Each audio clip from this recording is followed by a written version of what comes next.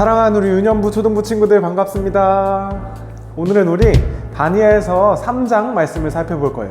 그래서 우리 친구들 이 영상을 보기 전에나 혹은 이 영상을 다 보고 나서 오늘 안에 다니엘서 3장을 꼭 한번 읽었으면 좋겠습니다.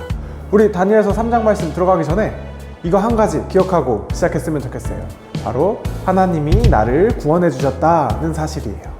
우리 다니엘서 3장 말씀을 통해서 우리에게 알려주시는 사실이기도 합니다.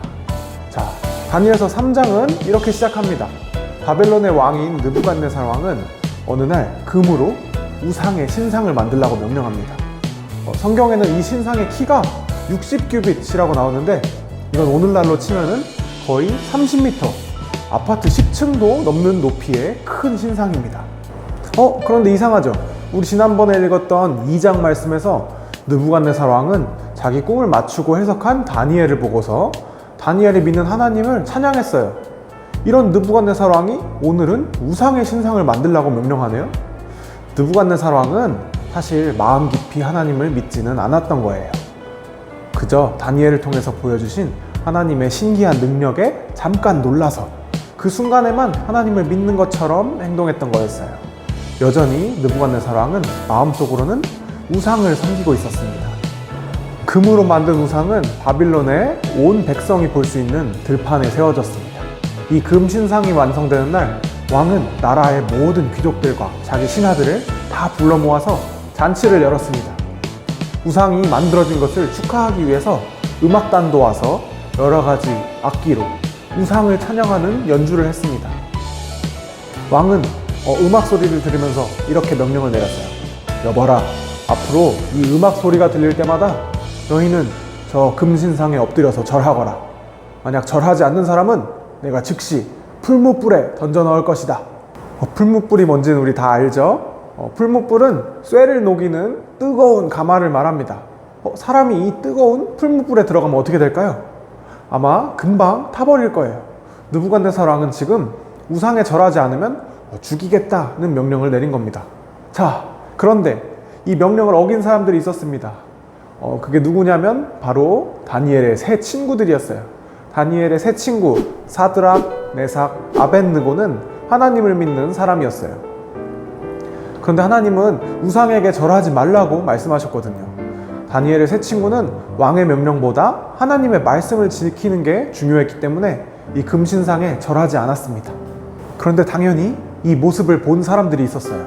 안 그래도 평소에 다니엘과 세 친구가 바벨론 출신도 아닌 망한 나라 유다 왕국 출신인데도 왕의 사랑을 받고 높은 자리에 오른 걸 질투하는 사람들이 있었거든요. 그 사람들은 왕에게 찾아가서 이 세 친구를 고자질했습니다.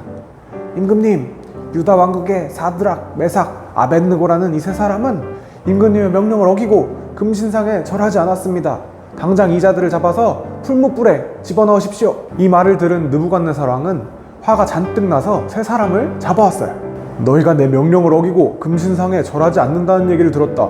지금이라도 신상에 절을 하면 너희를 용서하고 살려주겠다.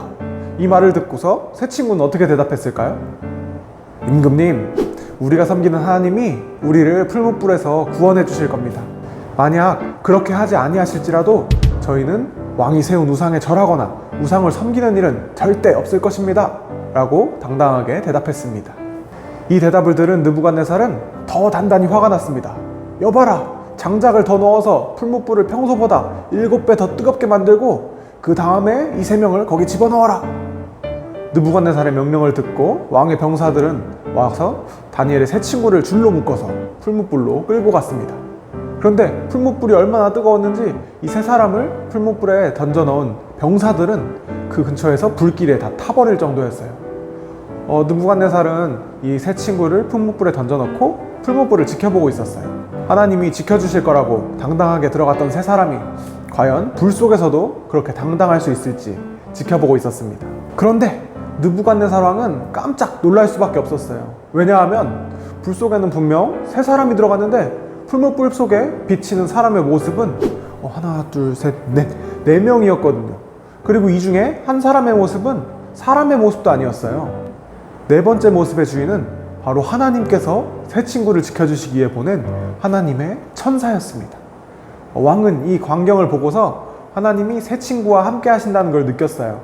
느부갓네살은 하나님이 두려워서 얼른 세 사람한테 풀무불에서 나오거라 라고 말했습니다.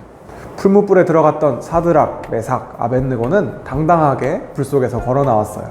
더 놀라운 건 이 세 사람의 머리카락 한 올, 옷소매 하나 불에 타지 않았다는 겁니다. 느부갓네살 왕은 이 놀라운 기적을 보고서 하나님이 살아계시구나 라고 느꼈어요. 그래서 곧바로 하나님을 찬양했습니다.